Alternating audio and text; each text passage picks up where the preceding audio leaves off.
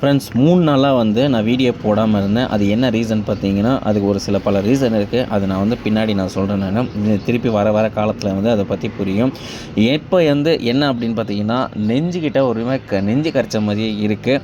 அதனால தான் காலையில் ஒரு டீயில் எடுத்து குடிக்கிறேன். என்ன ரீசன் பார்த்தீங்கன்னா, நைட்டு வந்து பார்த்தீங்கன்னா ஒரு ஹோட்டலில் போய் சாப்பிட்டேன். அது வந்து சரியான செரிமானம் ஆகலை. ஸோ அதனால் வந்து செரிமானம் ஆகாதனால ஒரு டீயில் ஜூஸ் குடித்து ஜீரணம் ஆகாத மாதிரி இருக்குது. ஸோ அடுத்து நம்மளோட வேலையை பார்க்கலாம் அப்படின்னு சொல்லிட்டு நானுமே வந்து பசங்களாம் ஃபேமிலியோடு வந்துட்டாங்க கடைக்கு.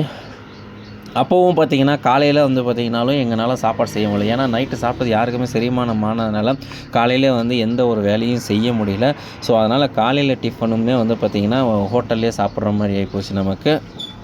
ஸோ அது எல்லாத்தையும் நம்ம முடிச்சுட்டு நேராக வந்து பார்த்திங்கன்னா மார்க்கெட்லேருந்து போயிட்டு தக்காளி வாங்குறதுக்கு போனேன். தக்காளி வாங்கிட்டு அப்புறம் சில பல பர்ச்சேஸுங்கெல்லாம் இருந்துச்சு. அது எல்லாத்தையும் பர்ச்சேஸ் பண்ணிட்டு திருப்பியுமே நேராக வந்து கடைக்கு போயிட்டே இருந்தேன். ஸோ கடைக்கு போகிறதுக்குள்ளே வந்து பார்த்திங்கன்னா ஒரு சின்ன ஒரு ட்விஸ்ட் ஆகிப்போச்சு. என்ன அப்படின்னா, என் ஒய்ஃப் வந்து உள்ளே வந்து காலையிலே பார்த்தேன், அது ஏரியாவே இதாக இருந்துச்சு. ஃபுல்லாகவே கடை உள்ளே வந்து குப்பைக்கும் காடு மாதிரி இருந்துச்சு. ஸோ அதை எடுத்து க்ளீன் பண்ணிட்டு இருக்கேன்னு சொன்னாங்க.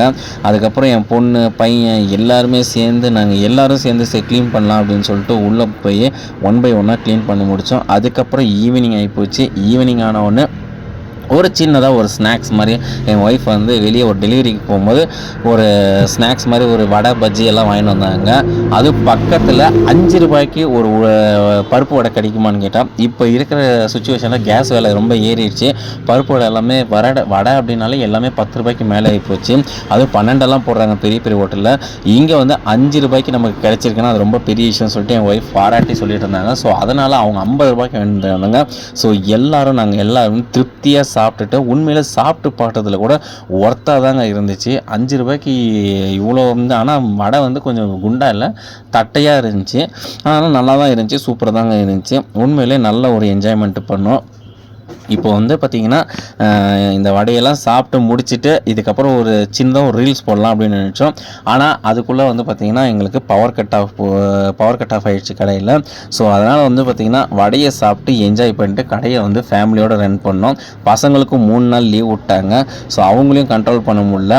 ஃபோனும் கையுமா வச்சுன்னு இது பண்ணிவிட்டு இதாக இருக்கிறாங்க. சாப்பிட சொன்னால் கூட சாப்பிட மாட்டேங்கிறாங்க என் பையன்லாம்.